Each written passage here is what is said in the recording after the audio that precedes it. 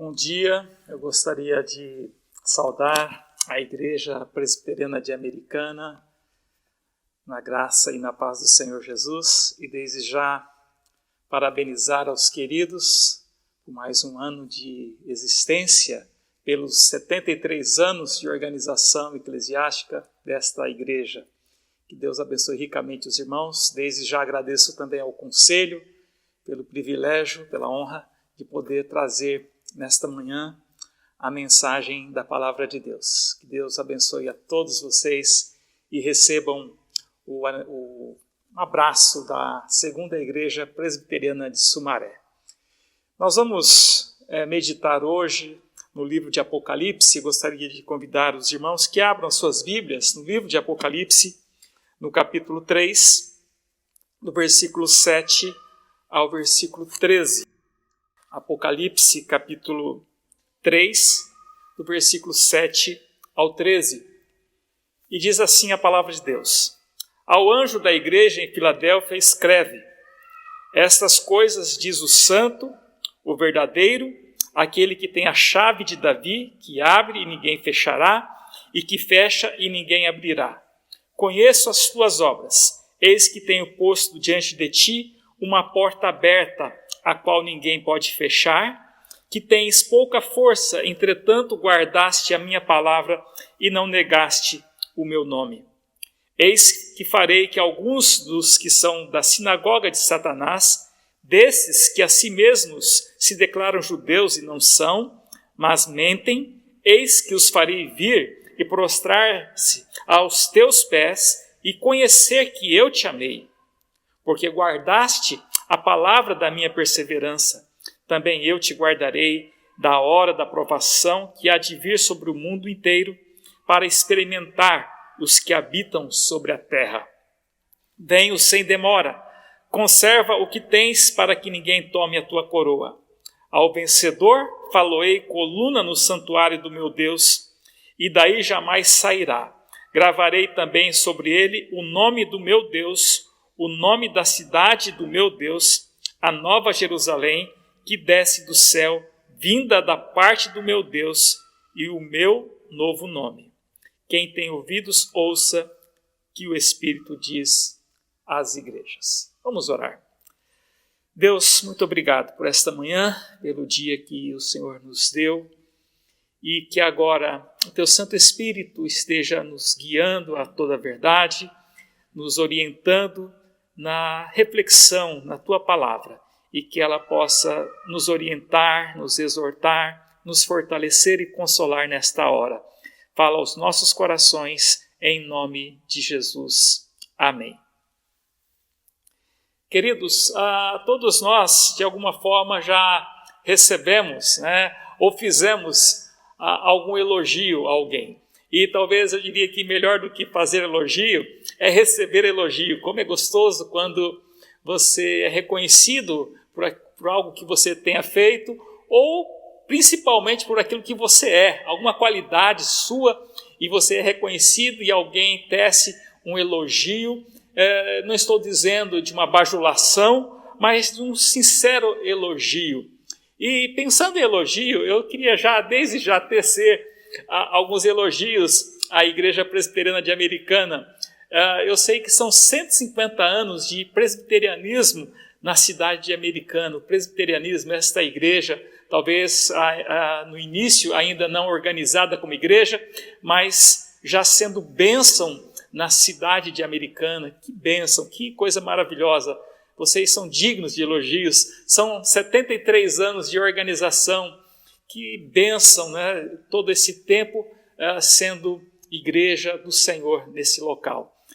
Eu também, particularmente, eu e minha esposa, há mais de 20 anos atrás, na época ainda do tão saudoso reverendo Joás, que foi pastor dessa igreja há muitos anos, eu e minha esposa participamos de um encontro de casais. A minha filha mais velha era ainda pequena, ficou na casa, na época também do pastor Ailton, com a sua esposa ou com alguém lá cuidando das crianças. E foi um tempo muito precioso, aquele encontro de casais. Então, lá na década de 90, no início da década de 90, nos anos 92, 91, talvez, não me lembro ao certo, mas eu me lembro o quanto eu e minha esposa pudemos ser edificados pela vida dessa igreja. Então, receba aí também o nosso elogio, o nosso reconhecimento da bênção que vocês já foram na nossa vida. Eu não sei quem estava nessa época, provavelmente muitos que estão ouvindo e vendo essa mensagem sabem do que eu estou dizendo, né? Já participou desses encontros maravilhosos. Inclusive, o reverendo Joás, ele fez parte de uma peça, né? Um pequeno sketch ali, foi muito bom. Enfim, queridos, nós encontramos nesse texto uma igreja, a Igreja Presbiteriana de Filadélfia, ou melhor dizendo, a Igreja de Filadélfia. E eu queria pensar com vocês sobre Filadélfia, uma igreja digna de elogios. A igreja de Filadélfia, ou principalmente a cidade de Filadélfia, ela se localizava na divisa da Mísia, Lídia e Frígia, e ficava na porta da entrada para a Ásia Menor. Essa cidade ela foi fundada com o propósito de ser um centro de expansão da língua e costumes gregos. Então vejam que a própria cidade de Filadélfia, desde o seu início, ela foi criada com uma vocação, com um chamado, podemos assim dizer, né? Ser um centro de expansão dos costumes da cultura grega. E esse nome, Filadélfia, significa aquele que ama a seu irmão. Então, essa cidade também, cerca de no ano 17 depois de Cristo, ela foi destruída por um terremoto. Então a gente pode ver que nem tudo era mar de rosas na cidade de Filadélfia. Ela passou por situações muito difíceis e é justamente dentro desse contexto, nessa cidade importante, nessa cidade que teve os seus problemas, as suas adversidades, que nasce a igreja de Filadélfia. Há uma igreja aí que está nessa cidade e que está ali sendo bênção, caminhando, lutando e cumprindo os propósitos, o chamado de Deus para a sua vida. E algo que podemos observar a respeito da igreja de Filadélfia é que dentre as 5 igrejas da Ásia Menor, que o livro de Apocalipse nos fala, muitas dessas igrejas receberam da parte do Senhor tão somente advertências. É claro que receberam elogios também, mas advertências sérias, né?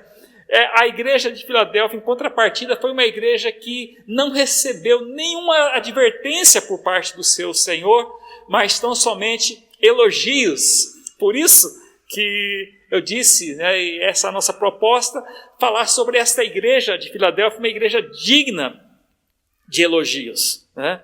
E nós vamos ver aqui, à luz desse texto, o que o Senhor, então, espera dessa comunidade que é digna de elogios. O que ele viu na igreja de Filadélfia que ele pôde só tecer elogios para aquela igreja, e o que o Senhor precisa ver na sua vida, na minha vida, na igreja presbiteriana americana, para que sejamos, como igreja, então, dignos dos elogios do Senhor. Então, há algumas orientações aqui que vão nos ajudar a entender como podemos ser uma igreja digna de elogios.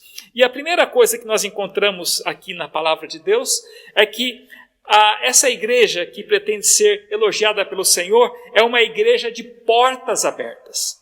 Versículo 8 diz assim: conheço as tuas obras, eis que tenho posto diante de ti uma porta aberta. Então, o que significa porta aberta aqui? Uma forma da gente entender o sentido da expressão porta aberta diz respeito a um grupo de judeus que estava ali na igreja de Filadélfia, que se considerava os donos, os detentores da porta da igreja, querendo determinar quem poderia ou não entrar ou sair da igreja. E vejam que no versículo 7, Jesus já adverte dizendo que essa autoridade está tão somente nas mãos do Senhor. Versículo 7, né, diz aqui: ao anjo da igreja de Filadélfia escreve, essas coisas diz o santo, o verdadeiro, aquele que tem a chave de Davi, que abre e ninguém fechará, e que fecha e ninguém abrirá. Então você está se referindo ao seu Senhor. No entanto, queridos, o Novo Testamento, nós vamos ver também um outro sentido para a porta aberta, e a minha ênfase aqui é mais nesse segundo sentido, que portas abertas no Novo Testamento significa também oportunidade para o ministério, oportunidade para a pregação da mensagem do Evangelho de Cristo. Por exemplo, nós podemos ver em Atos 14, 27, o seguinte, diz assim: chegando ali, reuniram a igreja e relataram tudo o que Deus tinha feito por meio deles e como abrira a porta da fé aos gentios. E ainda, por exemplo, podemos ver também na primeira carta de Paulo aos Coríntios, no capítulo 16, versículo 9, Paulo diz assim: porque se abriu para mim uma porta ampla e promissora, e há muitos adversários. E só mais um texto, existem outras referências, mas também Paulo escreve aos Colossenses, no capítulo 4, versículo 3, o seguinte: ao mesmo tempo, orem também por nós, para que Deus abra uma porta para a nossa mensagem, a fim de que possamos proclamar o mistério de Cristo, pelo qual estou preso. Então, à luz desses textos, entendemos que porta aberta, então, é justamente esta oportunidade de testemunharmos do Evangelho, de pregarmos a mensagem salvadora de Cristo Jesus. Esta é a porta aberta. E é claro que uma igreja digna de elogios é uma igreja de portas abertas, uma igreja aberta para acolher vidas carentes, para ser uma igreja que abre novos ministérios para servir a comunidade, para ser expressão de amor a Deus e ao próximo. E só um parêntese, também um elogio à Igreja Presbiteriana Americana, no que diz respeito a acolher o pessoal de rua nesse tempo de pandemia. Isso é uma atitude assim, digna de elogio. Eu creio que isto sim é uma igreja de portas abertas, literalmente falando, mas eu sei que a igreja tem que estar aberta do seu coração para receber, para acolher pessoas carentes de Deus, carentes de tantas necessidades como são esses moradores de rua. Então, mais uma vez, parabéns à Igreja Presbiteriana de Americana. Então, uma igreja assim é uma igreja digna de elogios da parte do seu Senhor. Não é uma igreja que vive só para si, ensimesmada, fechada, como um clube fechado, onde ninguém entra, ninguém sai, mas uma igreja aberta para os de fora. E há uma frase do pastor Rubens Múzio, amigo nosso, amigo do pastor Ailton, e também teólogo. Ele diz o seguinte, que igrejas que vivem para si mesmas, morrem para si mesmas. Exatamente, a igreja que vive em si mesmada é uma igreja fadada ao seu funeral, à sua morte. Acredito que muitas coisas eu e você podemos fazer aonde estamos. Você vai dizer, minha igreja tem feito, mas lembre-se que você é a igreja, você faz parte desse grupo, dessa comunidade. Então, cada um de nós precisa ter essa consciência de estar envolvido no reino, de ser um propagador dessa mensagem salvadora. Eu e você somos responsáveis de alcançar outros povos. Esse sempre foi o desejo de Deus, alcançar outros povos, outras nações, outras etnias, mas talvez alcançar o seu próprio vizinho, o seu próprio parente. Essa é a missão que Deus deu. Uma igreja de portas abertas é uma igreja digna de elogios. Mas também o que o Senhor requer de uma igreja digna de elogios é que ela seja também uma igreja fiel a Ele, a sua palavra. Aí no versículo 8, na parte B do versículo 8, diz assim, que tens pouca força, entretanto guardaste a minha palavra e não negaste o meu nome. E ainda no versículo 10 diz assim, porque guardaste a palavra da minha perseverança. Então, aparentemente, a gente percebe que a igreja de Filadélfia, ela não esboçava ser uma igreja grande no sentido numérico, uma igreja rica, poderosa nos moldes financeiros, nos moldes humanos, mas diz o texto que era uma igreja de pouca força. Essa igreja nesse sentido de pouca força, não no sentido de moral, uma igreja que tinha uma moral mais baixa, não nesse sentido, mas uma igreja que, aos olhos humanos, ela não tinha recursos tão fortes, financeiros, talvez numéricos, como outras comunidades. Mas vejam que Jesus, aqui, ele está elogiando uma igreja que, não obstante não ter uma pompa, mas uma igreja que é fiel a Ele, uma igreja que se compromete com Ele, uma igreja que ama ao Senhor da igreja e a palavra dele. Essa, sim, aos olhos de Jesus, é uma igreja poderosa. Então, a igreja poderosa não é necessariamente uma igreja rica em números de membros, mas uma igreja fiel que ama ao seu Deus e que ama ao próximo. Então, querido, minha querida, não é o tamanho, não é o carisma, não são os dons, os ministérios da igreja que determinam o seu ministério, a sua integridade, o seu grande coral, o seu grande grupo de louvor. Não, embora todas essas coisas são importantes e necessárias, porém, o que o Senhor requer, sobretudo, da sua igreja, é que ela seja fiel, que ela persevere, que ela ame ao seu Senhor, que ela tenha um conhecimento íntimo do seu Senhor. Essa palavra que aparece, que conheço as tuas obras, tem um sentido de conhecimento íntimo. Então o Senhor conhecia o coração daquela igreja e sabia o quanto aquela igreja era fiel a Ele e a sua palavra. O Senhor nos conhece intimamente. A palavra de Deus nos diz que Ele não vê como vê o homem, o Senhor vê o coração. Isso está lá no livro de Samuel. O que o Senhor espera, então, dessa igreja é obediência, é comprometimento com a sua palavra. E diz aqui sobre a igreja de Filadélfia que ela não negou o nome de Cristo. Talvez você esteja pensando, puxa, que igreja espetacular. Mas, como eu disse, você é a igreja, nós somos a igreja. A questão: eu tenho sido fiel ao meu Deus, eu tenho me envolvido com esse Deus ao ponto de Ele me elogiar, não pela minha aparência física, ou pelo que eu tenho, ou por aquilo que eu faço, mas por aquilo que eu sou perante Ele, perante a sua palavra. Talvez essa seja uma boa pergunta para você pensar nesta manhã. Você que está fazendo aniversário, 73 anos de vida. Mas finalmente, queridos, a igreja de Filadélfia, ela foi digna de elogios, não porque era uma igreja de portas abertas, não só porque era uma igreja fiel ao seu Senhor, comprometida e que amava o seu Senhor, mas também era uma igreja que enfrenta ou que enfrentava adversidades. O versículo 9 nos fala o seguinte: eis que farei que alguns dos que são da sinagoga de Satanás, desses que a si mesmos se declaram judeus e não são, mas mentem, eis que os farei vir e prostrar-se aos teus pés e conhecer que eu te amei. Então agora o Senhor está falando de inimigos, de adversidades aqui na igreja de Filadélfia. Então nem tudo eram flores também na igreja, não eram flores na cidade, mas também nem tudo era um mar de rosas dentro da igreja.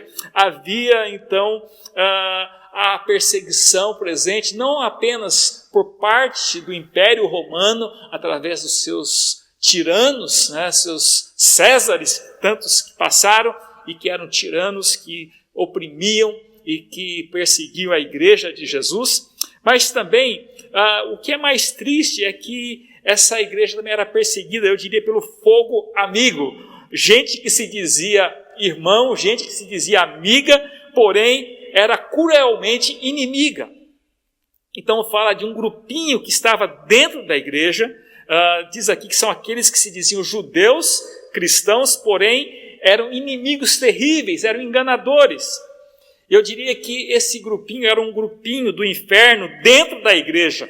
A sinagoga de Satanás é o que o Senhor diz aqui na sua palavra. Olha só, dentro da igreja, versículo 9, eis que farei que alguns dos que são da sinagoga de Satanás. Então era um grupinho do inferno dentro, infiltrado dentro da igreja, que causava males, que causava dores, sofrimento para a vida daqueles que levavam Deus a sério, daqueles que queriam expandir o reino, daqueles que levavam, de fato, a sua missão, o seu chamado a sério. E esses aqui, então, de certa forma, traziam muitos aborrecimentos, muitos sofrimentos, muitas lágrimas àquela igreja, aos seus pastores, aos seus líderes, aos seus membros, de um modo geral. Nós sabemos que nós temos pelo menos 3 inimigos, né? O inimigo Satanás, a nossa natureza pecadora e o mundo com as suas seduções. São tantos, né, inimigos que constantemente estão aí lutando, querendo destruir aquilo que Deus está construindo. Deus quer usar a sua igreja para que ela construa o reino, para que ela seja bênção, para que ela seja um protótipo do reino que virá. E o duro são essas adversidades, ou esses adversários, essas setas mortais que sempre são lançadas em direção à igreja. Porém, queridos, a palavra de Deus diz também para nós vigiarmos e orar para não cairmos nas ciladas dos adversários, principalmente nas ciladas de Satanás, que usa os seus instrumentos, os mais diversos, até grupinhos como essa sinagoga de Satanás aqui dentro da igreja de Filadélfia. Então, ainda que a palavra de Deus diz que o diabo anda ao derredor como leão, rugindo, né, para poder tragar aquele que está despercebido, mas também a própria palavra de Deus diz que o anjo do Senhor acampa-se ao redor daqueles que o temem e os livra. Então, confie no Senhor. Adversidades vamos enfrentar, adversários vamos enfrentar. Talvez hoje, nos dias de hoje, o grande adversário, a grande adversidade seja essa pandemia sem precedentes. Quanta luta temos passado, quanta dificuldade temos passado por conta dessa adversidade. Mas o Senhor, Ele está presente com a sua igreja em meio a essas lutas e vai assim fortalecendo cada vez mais e vamos assim crescendo mais e mais na experiência, no conhecimento, em maturidade com essas lutas e adversidades que vêm sobre nós. Muito bem, queridos, nesta manhã eu queria então deixar esta palavra para vocês. Uma igreja, Filadélfia, uma igreja digna de elogios, uma igreja de portas abertas, uma igreja que acolhe, que ama o seu Deus, que ama as pessoas, que está disposta a receber sem preconceito aqueles que necessitam da graça salvadora de Jesus. Uma igreja também fiel, uma igreja fiel ao seu Senhor, fiel à palavra, uma igreja onde, sobretudo, ela é reconhecida que ela é fiel ao Senhor, porque ela ama ao seu Senhor. E, finalmente, uma igreja digna de elogios é uma igreja que enfrenta adversidades e confia no seu Deus para guardá-la de todo mal. Eu queria encerrar falando a respeito do vencedor, porque o texto fala aqui a respeito do vencedor no versículo 12, ao vencedor. Quem é esse vencedor que o livro de Apocalipse fala, essas cartas falam do vencedor? Então a ideia não é de alguém que vai alcançar somente a vitória final, mas a ideia também é daqueles que prosseguem na jornada da vida, na luta da vida, e vai vencendo dia após dia na força do seu Senhor. Aquele que é vencedor porque Cristo já venceu por nós e agora a gente sabe que tudo já está nas mãos dele e agora nos resta tão somente aguardar o desfecho da história, mas enquanto o fim não vem, nós vamos vencendo confiados tão somente no Senhor para continuar nos usando como instrumentos para o mundo. E esses vencedores, eles têm promessas. Eu quero rapidamente só falar. Primeiramente, nos fala que esses vencedores são coluna do santuário de Deus. A igreja é coluna, é a expressão de Deus. Naquela época, como eu disse, havia muitos terremotos na região. A própria cidade de Filadélfia foi destruída por terremotos.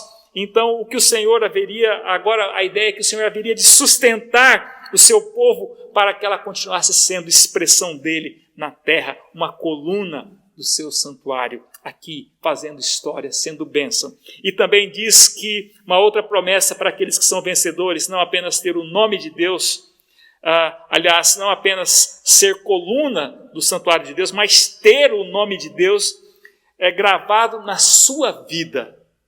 Então, os templos pagãos da época tinham em suas paredes os nomes dos seus deuses gravados. Então, ter o nome de Cristo gravado em nós significa principalmente posse, relacionamento. Pertencemos a Cristo, nós temos uma cidadania celestial e sabemos que estamos caminhando para lá, um novo céu, nova terra. Então, somos dele e ele vai nos guardar em todo o tempo. Queridos, que o Senhor assim abençoe muito a vida dessa igreja presbiteriana de Americana. Parabéns pelos seus 150 anos de presença nessa cidade. Parabéns pelos seus 73 anos de vida e que Deus faça desta igreja sempre uma igreja digna de elogios. Que Ele abençoe a cada um dos irmãos, em nome de Jesus. Amém. Pai, obrigado por esta palavra, obrigado pela oportunidade. Que o Senhor abençoe ricamente a Igreja Presbiteriana de Americana, os seus membros, os seus pastores, os seus presbíteros, a sua junta diaconal, e que essa igreja continue sendo uma igreja elogiada pelo Senhor, uma igreja fiel ao seu chamado e continue fazendo história, e história bonita como tem feito, e continue assim para sempre. Esta é a nossa oração, em nome de Jesus. Amém. Que Deus abençoe os irmãos e mais uma vez, muito obrigado pela rica oportunidade.